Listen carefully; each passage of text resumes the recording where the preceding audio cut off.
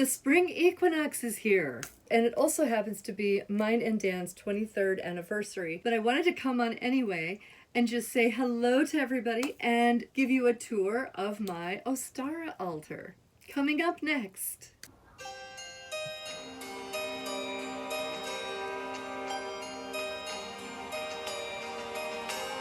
Welcome to my witch's studio. I am, of course, Mickie Mueller, author, illustrator, and witch, not necessarily in that order. And today is the spring equinox. I had a plan. I was actually going to have a craft for you guys for Ostara. I wanted to walk through the instructions for making these really cool Ostara seed bombs that I wrote about in the Llewellyn's 2017 Sabbath's Almanac. It's a beautiful day. You're probably going to hear motorcycles going by my house. But as you guys know, I've been working really hard on illustrations for Deborah Blake's Eclectic Witches Book of Shadows, which comes out in September.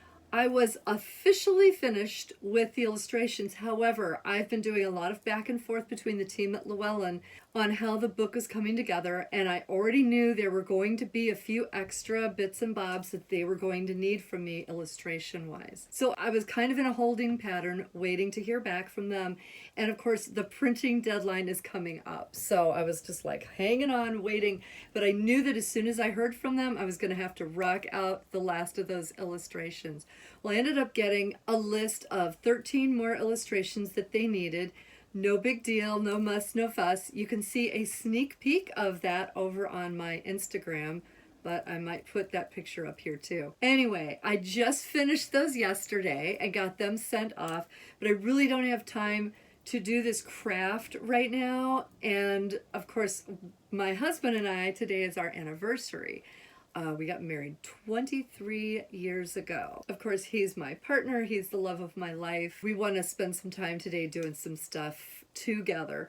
I just set up my Ostara altar, and I thought this would be a really cool thing to be able to share with you guys. And if you decide that, even though today is Ostara, so it probably wouldn't be until maybe halfway through next week when I can get to doing those seed bombs, if you guys are interested in those, let me know in the comments down below and I will make that happen for you. Let me bring you over here to my little book nook area where I have my Ostara altar all set up and I can show you guys what's on it. Okay, so here we are over here in the book nook. And as you can see over here on the wall, I have my Wheel of the Year plaque. And this is one that I designed myself, and I've got it turned to Ostara. My plaque has a hanger for each Sabbath so that you can turn it and the current Sabbath is on the top. Here is my Ostara altar. So you can see I've got a mirror up above it, which you can kind of see reflects my art table and all the goodies that I have over there. And let's see. I purchased a gimbal that is something that you can attach your phone or camera to because I really was hoping that it would be a little bit smoother and not so wobbly for you guys when I'm holding this by hand.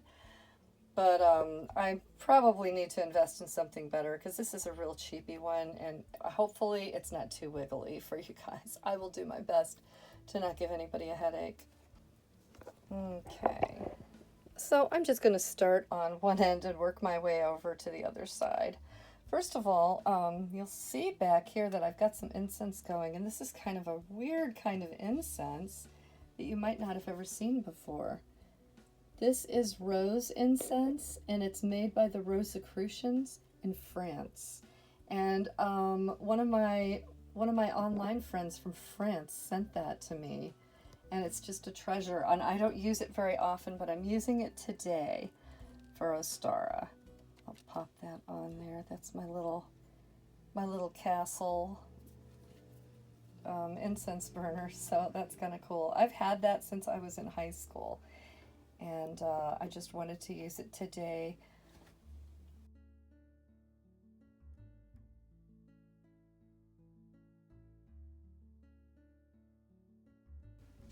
I've got some flower seeds here. These are the seeds that I'm putting on my altar today for Ostara that I'm going to use for making my seed bombs when I make them. And then I also really lucked out, you guys, because I was taking a walk with Dan and Freya, our dog, and I said to myself, boy, I'd really like to get some milkweed seeds to put in my seed bombs because they're really good for the butterflies, and a lot of the local wildlife really likes that. And so I thought, hey man, if I could find some seed pods with some seeds still in them, that would be great. And as we were walking along, there were some hanging off of a fence. And I was like, holy cow, I was just asking for that. And there they were. So I took that as a gift, and I grabbed it and brought it home. And I set that here on the altar too. And I'm going to include those in my seed bombs.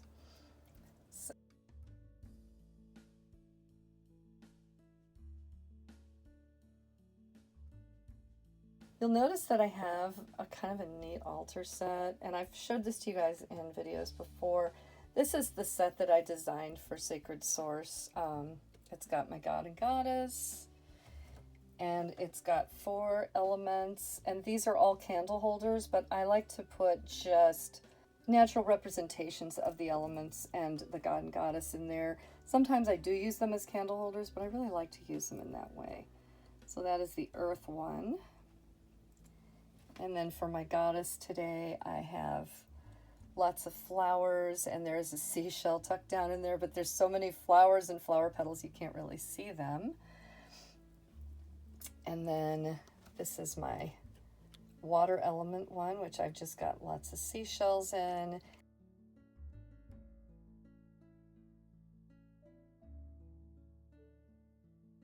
Then this is my air one, which I actually have some feathers, and this this butterfly wing was found, and you know, I've got these other feathers in there. I'll definitely get some cicada wings to put in there this summer because they you find them all over the place after they die off. I keep having to replace the feathers in here because my cat jumps up there and chews them up, so that's really magical. On the God side, I actually have some little plant life that I just picked literally right out of my yard because I wanted that to represent the green man aspect, because you know what, everything is starting to grow and bloom, and so I think of the green man, so I decided to include those over there on his side. This is my fire element, and I've got a cinnamon stick, a lava rock. This is a piece of flint that you could actually, if you strike that with an iron striker, you can make fire with that. And then this is a little piece of what they call slag. It's basically volcanic rock, but it was made, and although there's a local foundry where actually my ancestors probably worked, and we went to visit there, and you can just pick that up right off the ground. It's pretty cool. I love this little piece. It always makes me think of spring and the spring equinox. It's actually a paperweight. One of my grandmothers, my great-grandmother, collected paperweights, and that's one of the ones that I have. And so, yeah, that's just a treasure to me, and I always put it out for that. Now, this might seem kind of weird, you guys. I've got the Starbucks anniversary blend. My son's boyfriend, who lives here too, he works at Starbucks. He brought that home for Dan and I today because the spring equinox is also our anniversary. So I was like, that's really cool. It's a dark roast. I'm really excited to try it. Plus, look at that packaging. That just looks like a spring equinox thing, doesn't it? I think it does. That cracks me up. All right, this is a pine cone that Dan and I picked up recently when we were visiting Washington, Missouri. We're looking for possibly a place out there. So that's some of the magic that I'm working on right now. So I thought, let's put that there. And while I've got my flower seeds over here on this side, I have my vegetable seeds over here on this side because I always like to put my seeds on my Ostara altar to bless them. I've got a candle going here, as you can see. And there's some flower petals in there and some seeds and things like that. Everything to kind of represent the spring and the blooming and bringing things forth. And so that's kind of cool. If you guys are interested in this design, I have a printable on my other Ostara video. I'll put the link to it right up here. I've got this pretty fluorite that I got in that beautiful box that we had recently.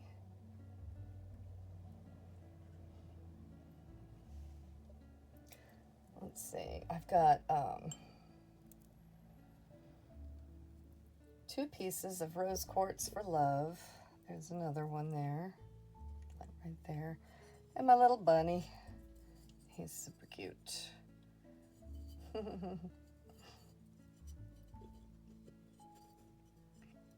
Got my selenite tower here. This is a geode, and I always use this geode to represent the goddess.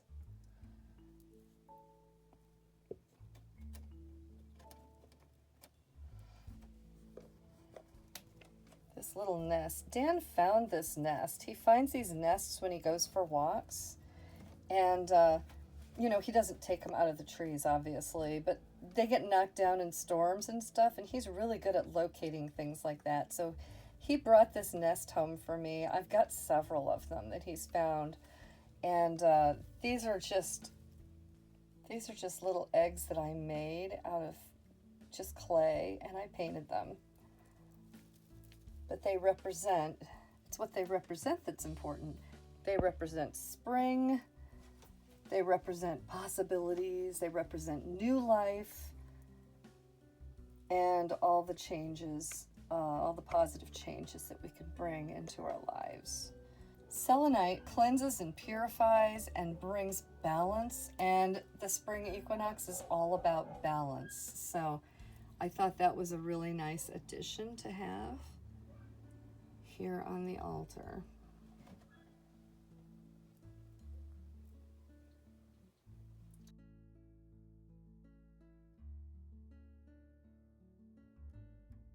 And then I have this root over here on this side. And this root I actually found when I very first started practicing magic, you know, which was over 20 years ago. And I actually just found that in the yard. And I just thought it was cool. And I've always used it to represent the God energy. Some of these petals are from a bouquet of flowers that I got from my father-in-law. So I just thought they were perfect to add. Thanks, Papa Dan.